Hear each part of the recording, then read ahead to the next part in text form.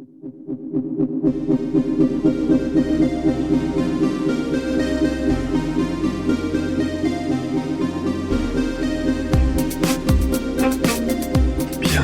les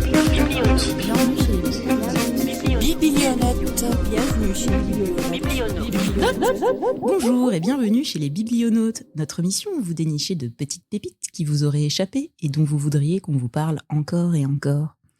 Aujourd'hui, un épisode qui s'inscrit dans la journée internationale des droits des femmes du 8 mars, même si on le sait, ce vaste sujet mérite qu'on s'y attarde plus d'une journée. L'occasion de parler de femmes inspirantes et qui prennent le contre-pied des injonctions faites aux femmes, les bad girls. Ces femmes qui dérangent, celles qui se moquent des injonctions, celles que l'on remet souvent à leur place, celles qui font ce qu'elles veulent quand elles le veulent, celles qui prennent les chemins à l'opposé de ce que l'on imaginait pour elles, ces femmes qui finalement jouissent de leur liberté sans entrave et qui parfois nous font rêver. Avec moi, autour de la table, une équipe 100% féminine, dont 2 nouvelles recrues. Vous connaissez la tradition. Pour votre première, vous allez nous dire quel mot qui rime avec biblionaute vous fait écho. Donc Aurore du Service Craft. Alors, maqueroute, du verbe maqueroter. Je maqueroute, tu maqueroutes, elle maqueroute. Alors là, il va falloir Donc que ça, en fait, c'est en lien avec ce que va nous présenter Théodora. Et c'est un petit peu ce que nous sommes finalement, des entremetteuses culturelles. Et Théodora, donc responsable du Music Lab et des services de pratique musicale. Hello, et ben moi j'avais eu un peu une intuition la dernière fois que je vais dire aujourd'hui. J'avais dit droit de vote. C'est raison, les élections approchent, donc il faut y penser. Est-ce que vous êtes tous inscrits sur les listes ? Donc avec nous également autour de la table, il y a Cécile, responsable de la valorisation numérique des collections. Léna, chargée d'accueil à la médiathèque Manufacture. Delphine, responsable du Vidéolab, qui est avec nous pour la technique. Bonjour. Et je me permets de présenter Aurore, qui est chargée des acquisitions fiction adulte. Merci. Tout ce que ça comprend, de valorisation. Alors, avec vous, chers auditeurs et auditrices, nous allons voir qui sont ces filles de mauvaise vie à travers un classique de la littérature, un comics, des références cinématographiques et pour finir, un essai qui aborde le sujet sensible de la prostitution. On va commencer avec Léna. Alors, j'ai eu du mal à choisir pour cette chronique, parce que choisir, c'était renoncer à toutes les femmes dont j'avais envie de parler. J'ai fini par jeter mon dévolu sur une figure classique, indémodable et sulfureuse, tout droit sortie des Liaisons dangereuses, à savoir la marquise de Merteuil. Déjà, on va un peu placer le décor. Les Liaisons dangereuses, c'est un roman épistolaire, donc composé de 175 lettres, écrit par Choderlos de Laclos et publié en 1782. On est à Paris au XVIIIe siècle. La marquise de Merteuil et le vicomte de Valmont, 2 aristos, anciens amants, actuels partenaires de crime, intriguent pour dépraver l'innocente Cécile de Volanges, à peine sortie du couvent, séduire la présidente de Tourvel, une femme mariée et pieuse, et se venger du comte de Gercourt, ancien amant de Merteuil et futur mari de Cécile. Pour résumer brièvement, et pour citer Jean Rochefort dans l'épisode des Bolos des belles lettres consacré au roman, les Liaisons dangereuses, c'est l'épistolarité libertine, c'est gros quiproquos dans les quéquettes, c'est basique instinct dans le vestibule. Manipulation, sexe et drama au rendez-vous. Oh, bravo pour cette introduction. Je ne Franchement, m'attarderai c'est pas parfait. plus sur les résumés, puisqu'aujourd'hui, on se consacre entièrement à la marquise de Merteuil, notre bad girl du siècle des Lumières. Laclos la peint comme une femme intelligente, éduquée, qui a compris les codes de la société dans laquelle elle évolue et qui sait s'en servir avec brio. Libertine de mœurs, certes, elle a de nombreux amants, mais surtout de pensée. Elle ne cesse de remettre en question les règles régissant la société, prend le parti de s'en affranchir et questionne très fortement la place des femmes dans cette dite société. Dans la lettre 81, elle monte un plaidoyer bien ficelé à Valmont, lui opposant un argument qui peut encore résonner aujourd'hui, à savoir « Les femmes doivent redoubler d'intelligence et d'efforts tout en subissant un double standard en faveur des hommes ». Et d'ailleurs, quand à la fin du roman le poteau rose est découvert, Merteuil est la seule du duo de libertins à tomber, Valmont bénéficiant d'un semblant de rédemption dans sa mort. Avec cela, on pourrait voir en la marquise de Merteuil la parfaite girl's girl, féministe avant l'heure et prête à renverser les modèles établis. Mais il faut pas s'y tromper, il s'agit que d'apparence. Merteuil se joue des règles et s'en indigne, mais seulement pour elle-même. Elle méprise les autres femmes du roman, soit pour leur sottise, soit pour leur hypocrisie. Et elle intrigue aux dépens de ces femmes, en n'hésitant pas à les voir souffrir. Nous avons déjà évoqué le fait qu'elle avait pour projet de déshonorer Cécile de Volanges, mais elle s'empresse également de jouer avec Madame de Tourvel à travers Valmont, par jalousie et ou par orgueil, en mettant ce dernier au défi de recopier la lettre de rupture qu'elle-même a rédigée. Je cite donc l'extrait lettre 141. « Adieu mon ange, je t'ai prise avec plaisir, je te quitte sans regret, je reviendrai peut-être, ainsi va le monde, ce n'est pas ma faute. » La marquise de Merteuil est un personnage complexe, correspondant à la fois à une femme badass s'élevant contre un système patriarcal injuste, mais aussi à une femme mauvaise et manipulatrice, s'en prenant à tous sans distinction, y compris aux femmes. Et si j'ai choisi de vous parler de la marquise aujourd'hui, c'est parce que son personnage continue de fasciner et de questionner. Quand les liaisons dangereuses sortent, c'est un scandale titanesque qui déferle sur Paris. La représentation de personnages aux mœurs dissolues fait tellement parler que le roman s'inscrit quasi de suite à la postérité. De plus, Laclos joue avec ses lecteurs, floutant la frontière entre la fiction et la réalité, notamment avec son sous-titre « Lettres recueillies dans une société et publiées pour l'instruction de quelques autres ». Ce sous-titre place le doute sur l'éventuelle présence de quelques Merteuil ou quelques Valmont dans le Paris des Lumières. Mais les changements d'époque et de mœurs n'ont pas vidé le personnage de sa substance. Elle garde son aura de bad girls, quel que soit le sens que l'on donne à cette expression. J'en veux pour preuve les nombreuses adaptations audiovisuelles que nous avons pu avoir depuis des dizaines d'années. Une série éponyme de HBO, retraçant le parcours de la jeune marquise jusqu'à ses intrigues avec le vicomte, est d'ailleurs sortie en fin d'année 2025. Et je ne peux pas m'empêcher de citer également l'adaptation iconique de 1988 avec Glenn Close, ou encore la version coréenne, un peu plus libre en adaptation, qui s'appelle Dangerous Liaison et qui prend place dans un Shanghai des années 30. Et est-ce qu'il y a une version Bollywood? Sérieux? Oui. J'ai juste pas trouvé la référence exacte, du coup je l'ai pas mise, mais oui, il y a une version Bollywood. Il y a toujours du Bollywood. Mais Bollywood, c'est magique, c'est...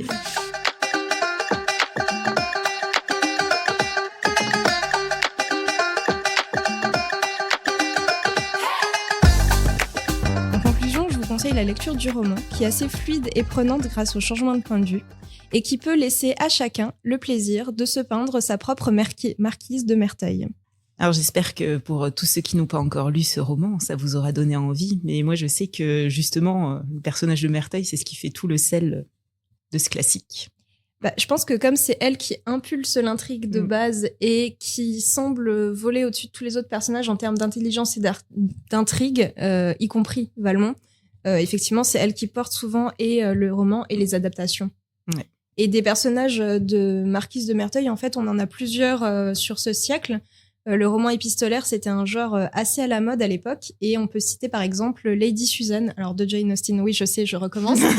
Mais parce que c'est sorti juste l'année d'avant et que c'est assez caractéristique du personnage de femme libertine en mœurs et en pensée, qui se joue de la société parce que, dans un premier temps, elle n'a pas le choix, et ensuite parce que ça la fait rire, parce que c'est une connasse. Voilà. Moi, j'en ai pas vu beaucoup des adaptations de ce roman, mais j'ai l'impression quand même que chaque adaptation est définie par le féminisme de son époque, quand même. Ouais. Merci Léna.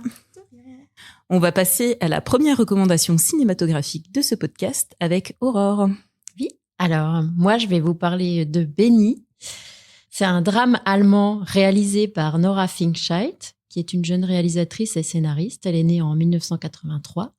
Et Bénie, c'est son premier long métrage. Il est sorti en 2019. Donc, il est totalement passé sous les radars en France. Et pourtant, il a remporté énormément de prix en Allemagne.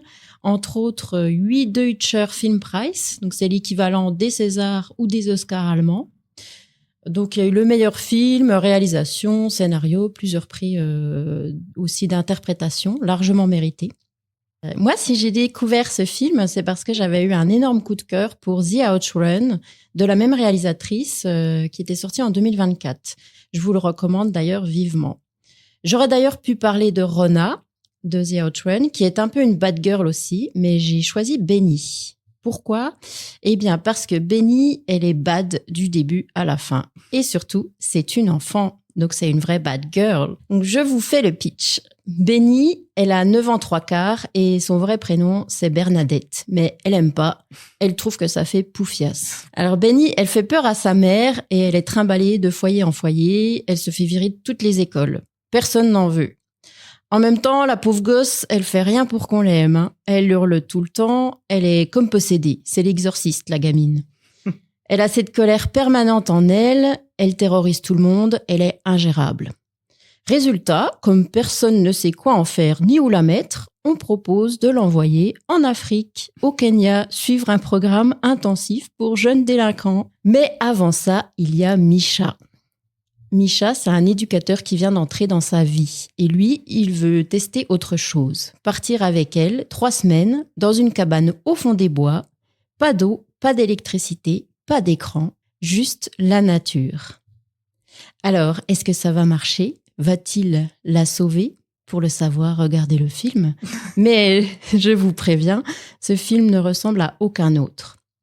Benny, c'est le titre français, mais le titre original, c'est System Sprenger. On peut traduire par celle qui fait exploser le système. Et c'est exactement ça. Ni le système éducatif, ni le système social, ni le système médical ne peuvent l'aider. On apprend que 37 foyers ont refusé de l'accueillir et qu'elle est trop jeune pour être internée.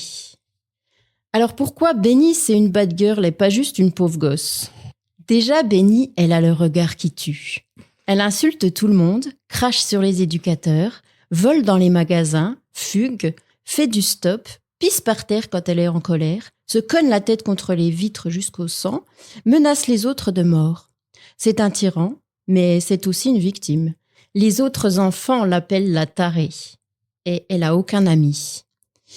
Et Benny souffre aussi de lourds troubles psychiatriques. Bébé, quelqu'un a tenté de l'étouffer avec ses couches. Depuis, elle ne supporte pas qu'on lui touche le visage. Et si ça arrive, elle disjoncte. On lui donne alors des neuroleptiques pour adultes schizophrènes. Autant dire que certaines scènes sont très violentes et anxiogènes. Mais heureusement, il n'y a pas que ça. Benny, elle est aussi drôle et provocante. Elle appelle tous les éducateurs, sans jamais dire leur prénom. Quand on lui demande ce qu'elle veut faire plus tard, elle répond parfois éducatrice et parfois nettoyeuse de chiottes. Elle danse sur les tables, elle court, elle chante à tue-tête, elle est vivante et pleine d'énergie. Parfois, elle est très mature, surtout avec ses frères et sœurs qui sont plus petits qu'elle. Et parfois, un détail nous rappelle que c'est une enfant. Par exemple, quand elle fait encore pipi au lit et qu'elle a honte. Il y a des moments bouleversants, notamment quand elle console l'assistante sociale alors que c'est elle qui aurait toutes les raisons de pleurer. Mais Benny, elle pleure pas. C'est une warrior. D'ailleurs, Misha l'appelle ma petite guerrière. Et c'est vrai, hein. Sa vie, c'est un ring. À chaque fois, on croit qu'elle va s'en sortir et elle prend un uppercut en pleine face. KO et retour à la case départ. Mais elle abandonne jamais. C'est une petite sauvage, elle est presque animale. Et comme souvent chez Nora Finkscheit, la nature est centrale. C'est comme si c'était la seule chose capable de sauver les âmes en perdition. Alors l'actrice, elle est tout simplement incroyable. Retenez bien ce nom, Helena Zengel. Elle est magnétique, puissante, impressionnante. Elle a d'ailleurs depuis été repérée, elle tourne encore. Et entre autres, elle a tourné avec Paul Greengrass dans son western La Mission, aux côtés de Tom Hanks. Sympa d'ailleurs comme western. Et ce que j'ai adoré dans Benny, c'est qu'il n'y a ni victimisation, ni diabolisation. C'est juste un portrait psychologique d'une complexité folle. J'avais jamais vu une petite fille comme ça dans un film. La dernière scène est sublime et elle montre toute l'ambiguïté du personnage. Parce que malgré tout, Benny, elle est libre dans sa tête. Et pour moi, Benny, c'est une petite punk. C'est pas une enfant à sauver, c'est une enfant à écouter et à aimer. Et si le système explose quand elle arrive, c'est peut-être pas elle le problème, c'est peut-être le système.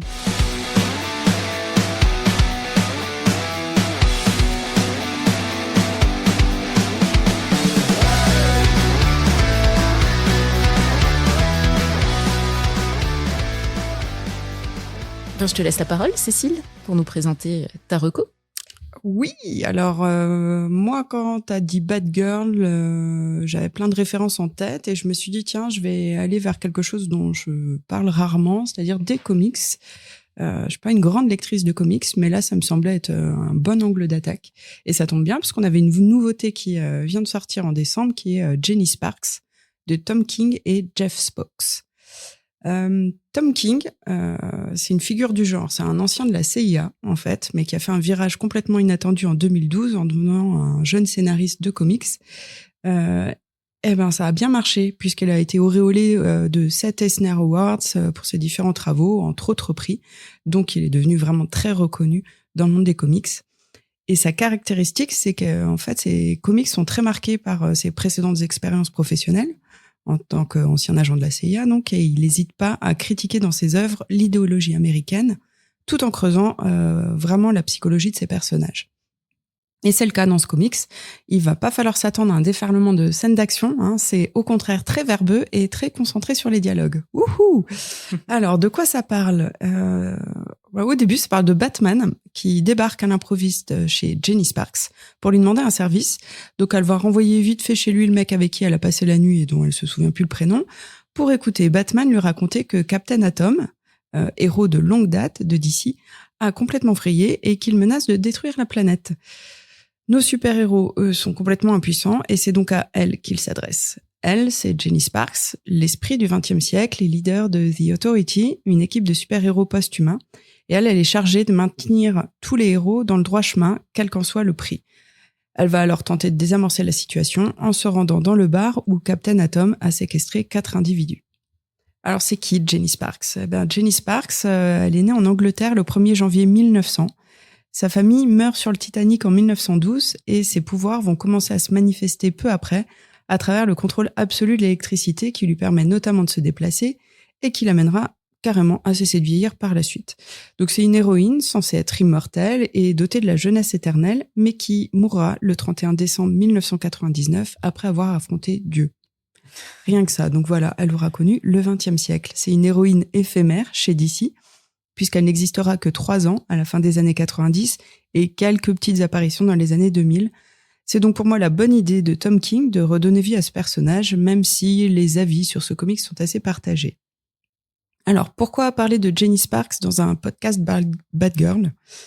Vous avez remarqué, je fais les questions et les réponses, c'est pratique. Parce qu'elle est profondément rebelle dans son attitude.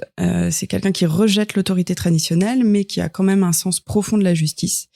C'est un personnage qui est complètement brut de décoffrage. Elle boit, beaucoup.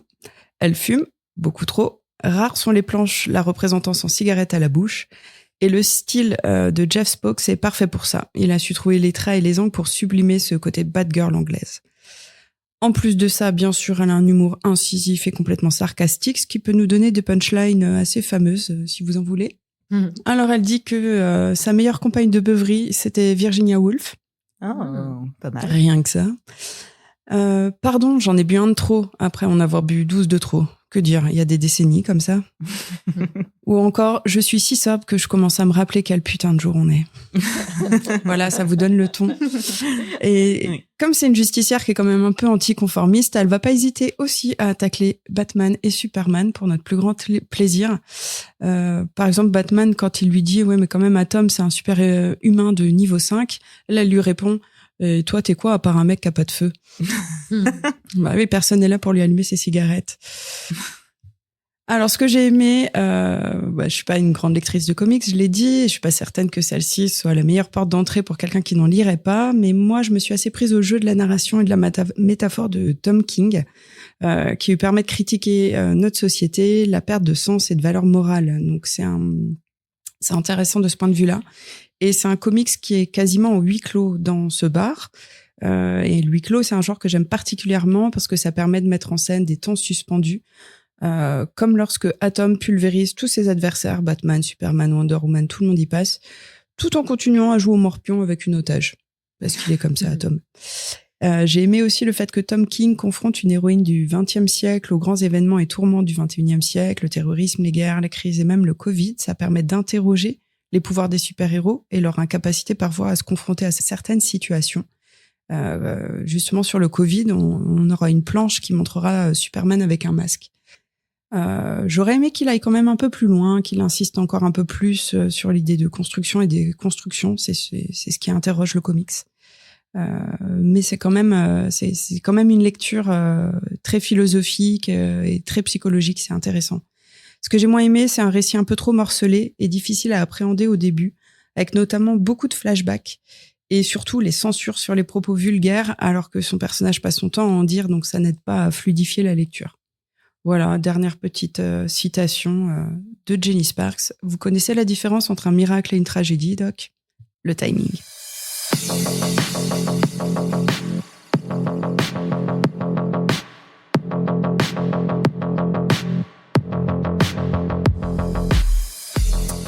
Je vais vous parler de la deuxième référence cinématographique du podcast. Il s'agit de Promising Young Woman, ou Une jeune femme pleine de promesses, en québécois.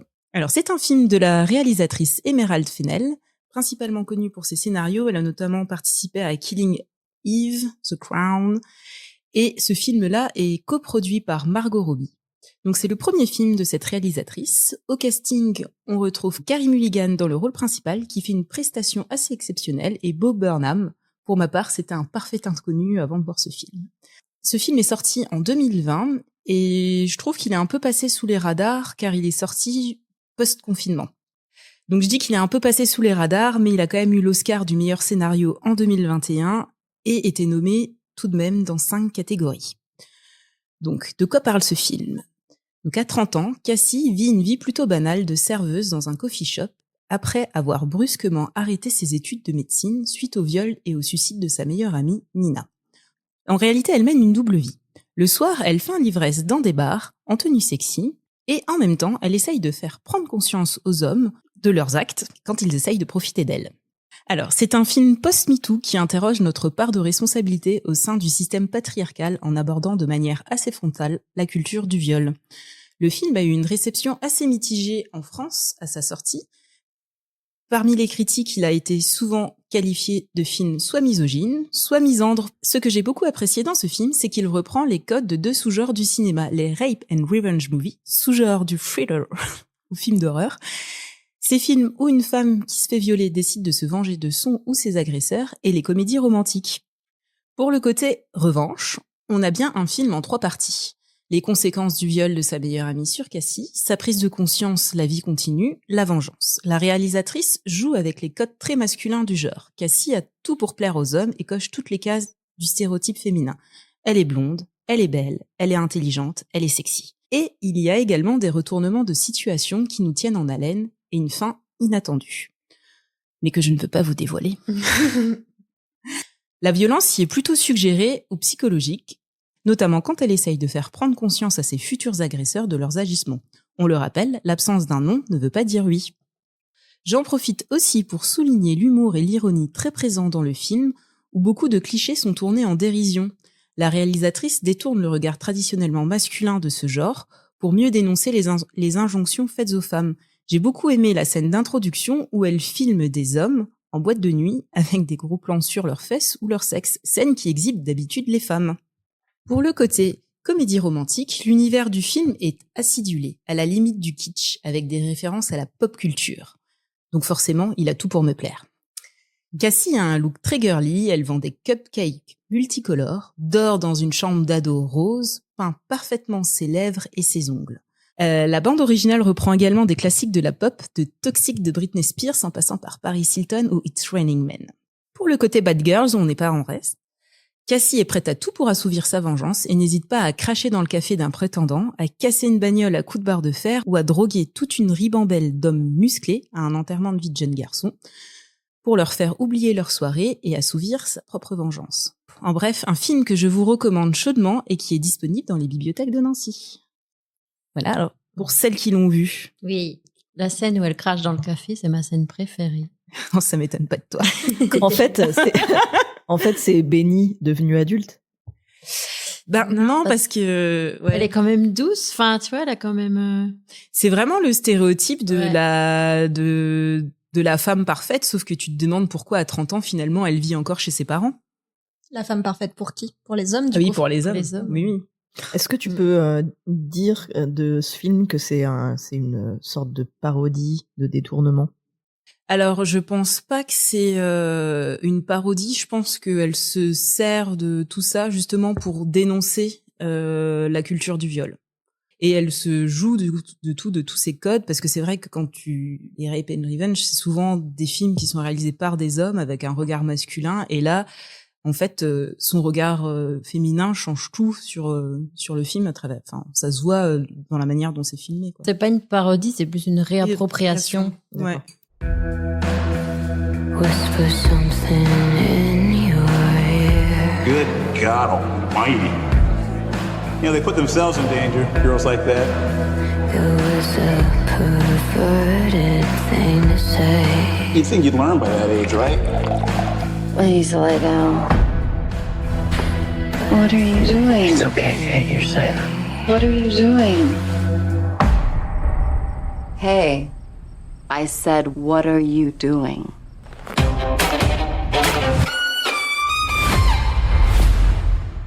Donc on va passer à la dernière recommandation et on va faire l'honneur à Théodora. Pour cette première chronique dans le cadre des biblionautes, j'ai décidé de vous présenter un essai sur le travail du sexe. Parce qu'en anglais, Bad Girls est souvent associé à bitch, slut ou whore, littéralement salope et putain, j'avais envie de parler de celles directement destinataires de ces insultes, les travailleuses du sexe ou TDS. Mais tout d'abord, il me semble primordial de poser un cadre avec cette question, c'est quoi le travail du sexe ? Le travail du sexe, c'est le terme qui regroupe les activités rémunérées de prestation, de performance ou de production artisanale à caractère sexuel dans le but d'exciter des clients, qu'ils soient sur place ou à distance. C'est donc un échange économico-sexuel qui englobe la prostitution et l'escorting, les danses érotiques, la vente de photos ou de culottes usagées, les relations de type sugar baby, sugar daddy ou encore la production de contenus en ligne. L'expression a été pour la première fois utilisée en 1978 par la militante féministe Carol Leigh. Englobant la prostitution et toutes les activités que je viens de citer, le terme « travail du sexe » a le mérite d'être plus inclusif et de mettre en avant une revendication chère aux premières concernées. Ce qu'elles font est avant tout un travail qui leur permet de subvenir à leurs besoins. Cette clarification constitue aussi le point de départ du livre Coup de pute. Initialement publié aux États-Unis en 2018 sous le titre « Revolting Prostitutes », il a été écrit par Molly Smith et June O'Mac, deux travailleuses du sexe de Grande-Bretagne. Sa traduction française a été réalisée par Laetitia Bouhélier et Neil Gavers, lui-même TDS, et publiée en 2025 aux excellentes éditions Hystérique et Associés, à qui l'on doit notamment la publication en français de grands textes queer féministes du monde anglophone, comme Stone Butch Blues de Leslie Feinberg ou Les femmes qui me détestent de Dorothy Allison. Dans un premier temps, les autrices de Coup de pute cherchent à questionner l'origine des a priori que nos sociétés continuent de cultiver sur le travail du sexe, et notamment la prostitution. Ce détour est d'une importance capitale dans leurs propos, puisqu'il permet de rappeler ce qui amène des personnes à avoir recours au sexe tarifé, le besoin d'argent, tout en expliquant que si les personnes marginalisées et multiminorisées comme les femmes racisées, les personnes trans sans papier et usagères de drogue sont surreprésentées dans le travail du sexe, c'est parce qu'elles sont victimes des inégalités économiques structurelles à la plupart des sociétés. Ce point de vue élargi permet alors de sortir de l'affect, des stéréotypes et des préjugés pour offrir une réflexion très concrète. L'objectif principal doit demeurer l'amélioration des conditions matérielles d'existence des TDS. Ceci posé, les deux autrices de Coup de pute proposent ensuite dans 5 chapitres foisonnants de sources un tour d'horizon des différents régimes législatifs qui gouvernent le quotidien des TDS. De la prohibition totale à la décriminalisation en passant par le réglementarisme, la pénalisation partielle et le modèle suédois, Mack et Smith démontrent, exemples et chiffres à la clé, qu'aucun modèle, y compris le suédois qui consiste à pénaliser les clients et dans lequel s'est inscrite la France depuis 2016, n'est véritablement idéal. Les parcours de sortie de la prostitution sont en effet sous-dimensionnés, la baisse des clients oblige les TDS à prendre davantage de risques et à accepter des propositions qui elles refuseraient d'habitude, comme des rapports non protégés. Et les délits de racolage ou de tenue de maison close sont maintenus et pénalisent avant tout les prostituées. Seule la décriminalisation totale, adoptée en 2003 en Nouvelle-Zélande, semble offrir aux TDS des conditions de vie plus dignes. Moins d'arrestations abusives pour travail de rue ou tenue de maison close, meilleures conditions de travail notamment en ce qui concerne la sécurité, la santé et le bien-être, et une sortie plus facile de la prostitution. Au passage, la loi de décriminalisation néo-zélandaise n'a pas entraîné, comme le craignaient ses détracteurs, une hausse des TDS. Néanmoins, les Maoris, les personnes trans et les sans-papiers restent dans une grande fragilité, ce qui les oblige à travailler clandestinement et donc à prendre des risques. Des bad girls, Coup de pute en met en lumière des dizaines. Et elles sont TDS, députées, queer, pauvres, sans-papiers, militantes, usagères de drogue, mères de famille, et n'ont pour la plupart pas eu de meilleure option que de passer par le sexe tarifié pour s'en sortir. Et c'est, je trouve, toute la force de cet essai. remettre au centre d'une étude sociologique pointilleuse les premières concernées. Je terminerai mon propos en précisant que la position des autrices de coups de pute est aujourd'hui minoritaire et ne correspond pas à la législation française actuelle. Elle est évidemment située à replacer dans un débat de société élargi sur le travail du sexe, sur lequel nous ne prenons pas position. D'autres ouvrages sur le sujet sont disponibles dans les bibliothèques de Nancy, comme Le désir et la putain, les enjeux cachés de la sexualité masculine, d'Elsa Kaya et Antonio Fischetti, Vilaine fille de Pauline Verdusier, ou encore Histoire des maisons closes de Monica Garcia Massaguet. Merci Théodora. Et il en manque des essais comme ça, complets, qui donnent la parole, mais qui cadrent aussi ce qu'est le travail du sexe, et qui prend du recul sur tout ça. Ça a l'air super intéressant. Ouais, c'est une somme, quand même, ça fait 350 pages, mais c'est tellement bien documenté, avec beaucoup de citations de personnes concernées, des centaines de sources que, en fait, ça en fait, un travail vraiment conséquent, mais important. Donc, une fois qu'on est dedans, c'est un essai, donc ça demande vraiment de prendre le temps de s'y mettre à la lecture, mais le résultat vaut vraiment la chandelle. Est-ce que justement on peut le lire sans, disons, prérequis, c'est-à-dire parfois je me retrouve devant des essais et je me dis ok, je vais arrêter ma lecture parce que j'ai pas forcément suffisamment de références et suffisamment de réflexion avant d'aborder ce type de propos? Je pense que c'est plutôt un essai grand public dans la manière dont il est organisé. Il prend vraiment le lectorat en main. Les thématiques sont abordées toujours vraiment en rappelant les termes si besoin, etc. C'est pas quelque chose. On voit que c'est pas un essai universitaire. Voilà, c'est pas uniquement. Il y a un travail universitaire derrière quand même dans la manière dont ça a été conçu, mais on voit que ce n'est pas uniquement ça, ce qui le rend plus abordable que d'autres essais féministes pour le coup beaucoup plus ardus. Moi, j'avais juste une question pour toi. Parce que du coup, dans cet essai, on va avoir des témoignages donc de personnes réelles qui vivent la situation. Est-ce que c'est mis parfois en regard de stéréotypes qu'on peut retrouver en fiction? Parce que des figures, par exemple, de prostituées, on en a dans beaucoup d'œuvres de fiction. Et j'ai toujours l'impression que c'est pas très satisfaisant parce que assez superficiel et dans le cliché, soit dans la victimisation, soit de l'autre côté dans une sorte de fantasme du métier. Est-ce qu'il y a ce pont qui est fait ou pas du tout? Il n'y a pas spécialement de ponts qui sont faits avec des stéréotypes, des choses comme ça, ou en tout cas on a l'habitude de les voir comme ça, mais elles sont comme ça. Okay. C'est juste la parole brute qui sert à alimenter le propos, mais sans donner, sans rajouter une dimension critique sur ce qui est d'habitude le regard des gens sur les travailleuses du sexe. Ce qui est intéressant, c'est que, comme tu le dis, Léna, il y a beaucoup de représentations finalement de la figure de prostituée dans l'imaginaire, que ce soit au cinéma ou même dans la littérature, je pense. Et là, en fait, ça redonne la parole vraiment à des gens de la vraie vie, quoi. Et je pense que ça, c'est un point de vue super intéressant. Et il existe un autre livre qui s'appelle, le titre principal, c'est TDS, et qui est vraiment uniquement fait de témoignages de personnes qui font du travail du sexe. Donc il est aussi super intéressant. Mais on l'a pas à la médiathèque, mais c'est un très bon essai qu'on pourra mettre dans la bibliographie peut-être. Ok. Ben merci. On va passer maintenant au reco de Derrière les fagots. Jingle. Alors, je vais vous parler de roller derby. C'est mieux comme ça. Alors, le roller derby, mais qu'est-ce que c'est? Alors, c'est un sport qui se pratique sur roller, comme on l'entend, en quad. C'est un sport d'équipe, de glisse et de contact, qui consiste à marquer des points en dépassant les joueuses de l'autre équipe. Et pour ce faire, il faut hitter, donc heurter, pour favoriser le passage de jameux, qui est la personne qui doit dépasser l'équipe adverse. À Nancy, l'équipe s'est montée en association qui s'appelle Will Spirit, elle est composée de femmes et minorités de genre, et elle porte des valeurs sportives, mais également inclusives, militantes et engagées contre tout type de discrimination. Voilà, donc c'est plutôt cool comme démarche. Bah merci. C'est quoi ton surnom? Morphine. Oui, parce que ce que j'ai pas précisé, c'est que c'est très fun d'ailleurs, et on choisit son pseudo. Et le prochain match des Will Spirit, c'est à Strasbourg, non? Alors c'est on est quand? C'est le week-end prochain. Ouais, le week-end prochain. Et elles font des championnats, des UB, des scrimmages. Un scrimmage, c'est des rencontres sportives entre clubs, et les UB, c'est tu t'inscris en ton nom et tu es possiblement en équipe avec des gens que tu connais pas et que tu vas rencontrer. Ok. Voilà. Ma reco pour cette chronique, c'est une créatrice de contenu, une artiste, une voyageuse qui a la vingtaine, que j'ai découvert sur YouTube, mais qui est présente aussi sur Instagram et sur les réseaux en général. Elle s'appelle Louane. Dans sa vie, Louane, elle n'a pas aimé les études et elle a décidé d'être artiste, voyageuse, aventurière.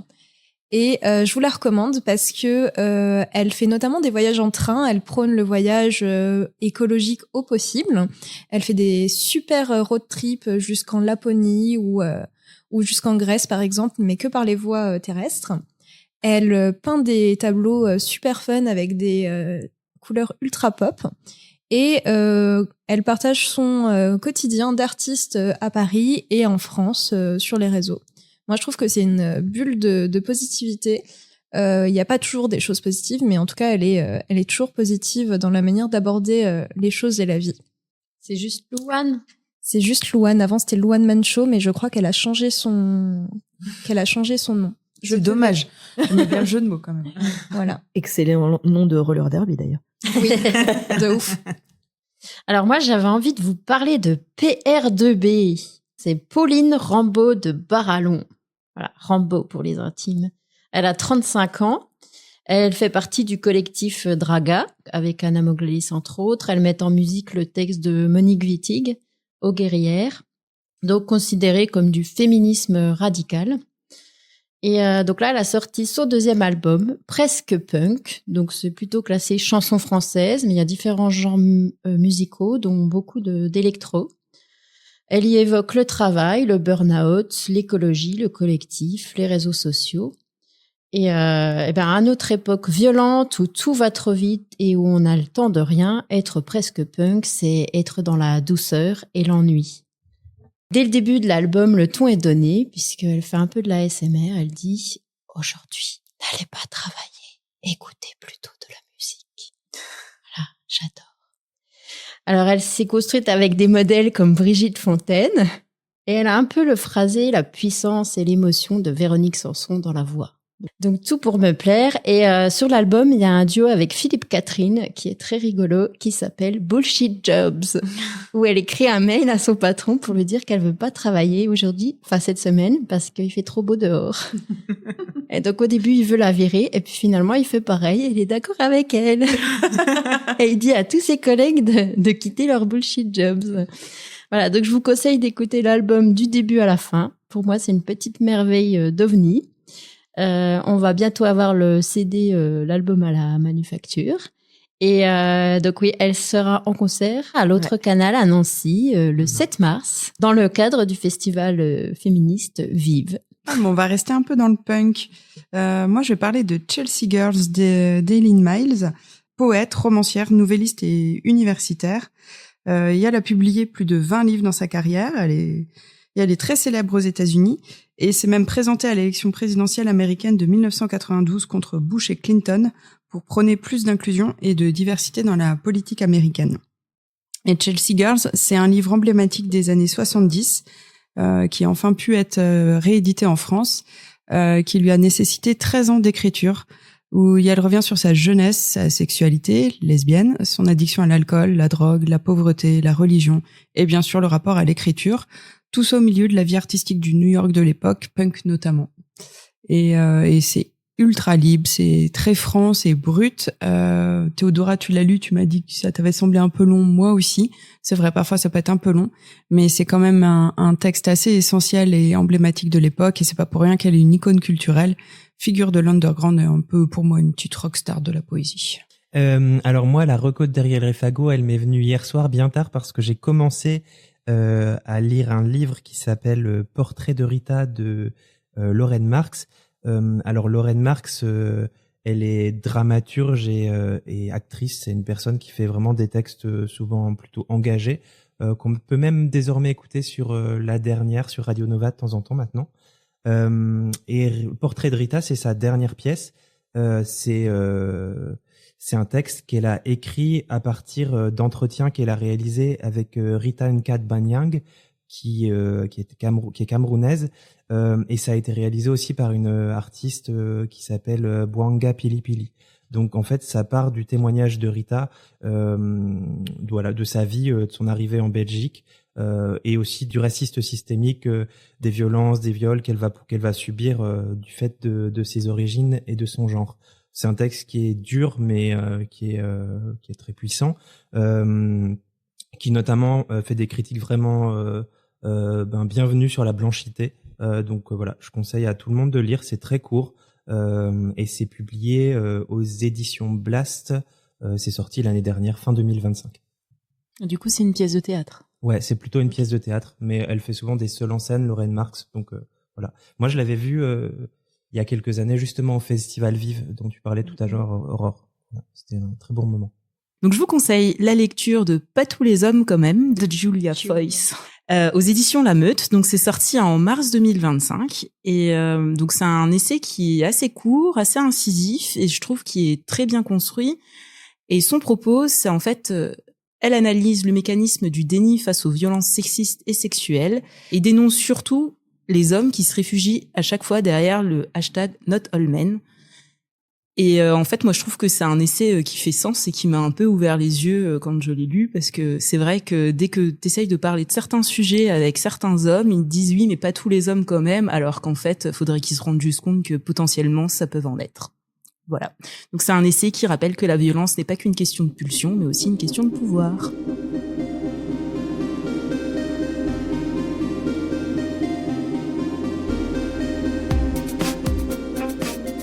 Donc merci à toutes et à tous pour votre écoute et surtout merci à et surtout merci.